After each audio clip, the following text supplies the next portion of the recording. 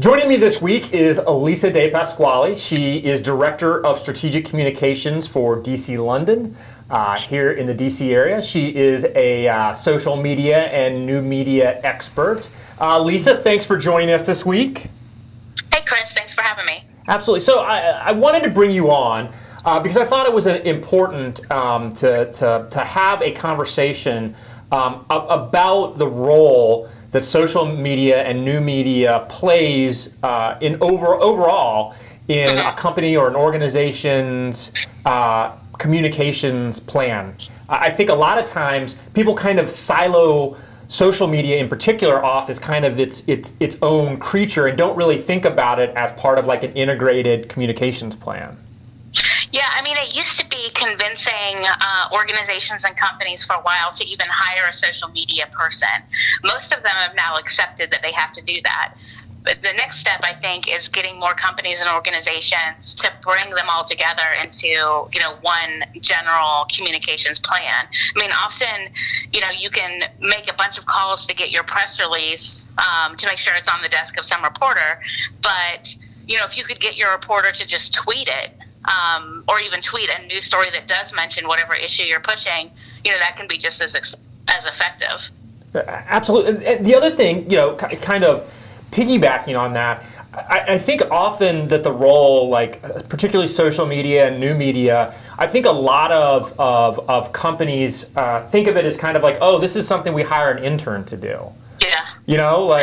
This is, they don't really kind of give it the credibility that you'd never hire an intern to write your press release and send it out, Yeah, exactly. And most people, like whenever you hear of a company getting in trouble, it's not because of something in a press release, it's because of a tweet.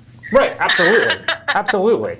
And that I think is what, I think that's what's really like missing here is this understanding that social media and new media is a different creature from your traditional media, but it's kind of evolved to the point that it's on equal footing with your traditional media, and it's not something that you should have completely siloed off, and it's also not something you should be schlepping off on your college summer intern.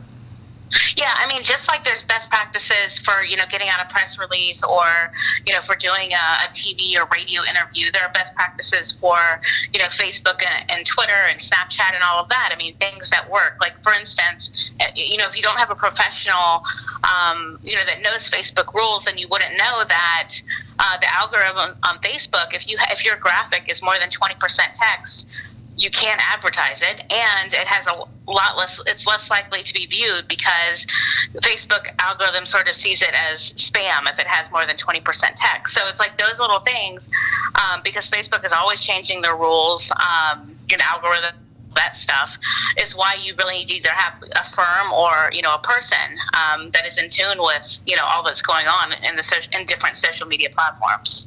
Yeah, and speaking of social media, I think one of the things that I think is challenging for a lot of organizations and groups is figuring out kind of what are the appropriate platforms for them. I think sometimes there's a kind of instinct that organizations feel like, oh, this exists, so we should have some sort of presence there.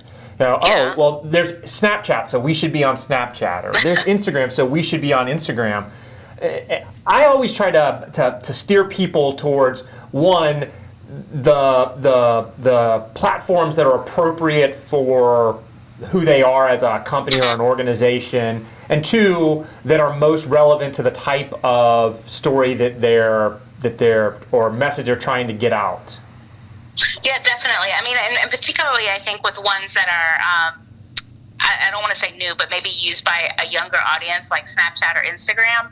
I think it's good to, if you have a brand or a company, go ahead and grab your username and just have it. But if you don't plan on uploading some content to it every day, like say when the intern leaves for the summer, right.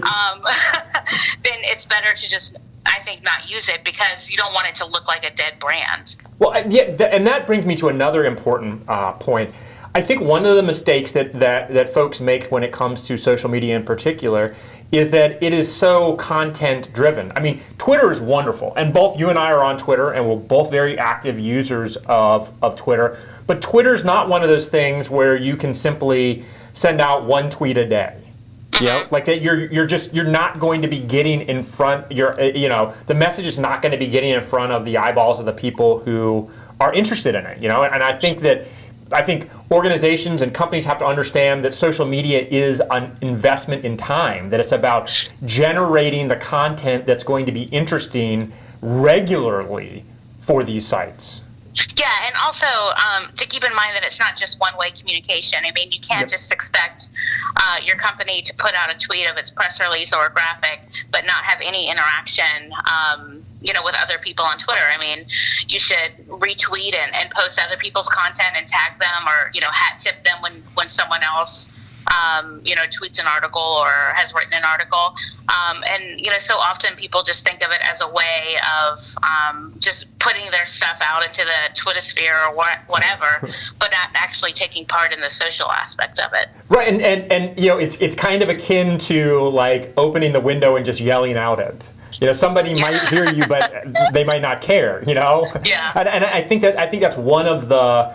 I think, and it particularly gets even more so the case once you get to some of like the more trendy, edgy, newer social media platforms. I feel like most companies, most organizations understand Facebook and kind of generally how it works, and then some kind of get Twitter, but. Once it gets past then, it's like literally you're off into like, folks have absolutely no idea except like, oh, I know my granddaughter has Snapchat, like we should probably be on Snapchat. Yeah.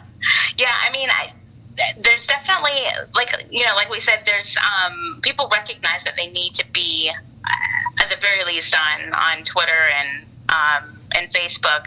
But then when you get into the other things, there's sort of, you're not really sure how to use it, and particularly with Snapchat, in that a lot of it is about following people back. And so most companies, when it comes to Snapchat, have just sort of decided rather than use it as a user, they do advertising through Snapchat, just because it's harder because you have to get people to follow you back, and then you have to follow them in order for them to see your content and all this other crazy stuff. And and that's also a model that I think companies are using to their advantage when it becomes really popular with people, is that they're trying to move companies and organizations to a pay-to model. And there are things like that you can still do, like on Facebook and Twitter, basically where you can still take advantage for free, like I said, knowing the algorithm and things like that. And then for a really big hit, saving your money for that. I wanted to close by asking you a couple questions about new media. And when we're talking about new media, as we're the traditional media are your traditional outlets, your print media is your radio, your television, your broadcast. And I feel like that I still, and I don't know if this is the case for you, I still have clients who don't put the same value on new media hits as they do a traditional media hit. If the clients who would say like, well, if I got a story in the print edition of the Houston Chronicle, and they're super thrilled about that, but then when I say to them, I got your story. Your story was on BuzzFeed. Well, the reality is that the print edition of the Houston Chronicle is getting far less eyeballs than a story that's going viral on BuzzFeed. And it's how much are you still seeing people who kind of still have that kind of traditional media bias? I mean, definitely, there are people that have the traditional media bias, and there is cachet depending on the issue. If you're just trying to reach, a group of say lobbyists or policymakers, then maybe the traditional media is still okay. I mean, I don't think it's ever enough. But if you're really trying to reach a broader audience, you have to look beyond that. And even if you do get the traditional media, you still have to publicize the link. Almost everything is online. Yep. But still publicize it in a new media way. Well, and I think that one of the things that I have found as I've done this for clients, and I'd be interested to see if this is your experience, is one of the great things about new media is the ability to really drill down on your audience. I mean, if you get a message, you get a story, you get an op-ed published in the a print edition of a newspaper, that's great. But there's no real targeting involved, except unless it's like a geographic one. I wanted a story that was relevant in Boston, so I got an op-ed in the Boston Globe, which makes sense. But it's one of the things I really love about new media is the ability to say, like, okay, so if I want to target, young people, here's where I go. If I want to target conservatives, here's where I go. If I want to target liberals, here's where I go. If I want to target people interested in the business community, here's where I go. I mean, it's an ability to really more narrowly tailor your message to a specific audience.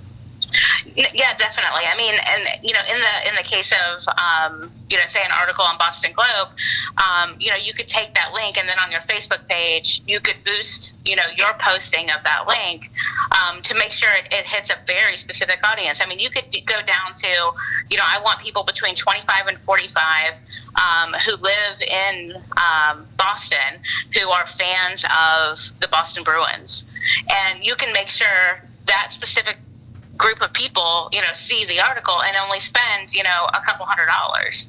Yeah, it's really one of the amazing things about social media and new media is that it still continues to be, as compared to traditional media, so much more value in terms of stretching your dollars and making them go a long way. There's still so much value to be found in social media and new media as opposed to traditional media.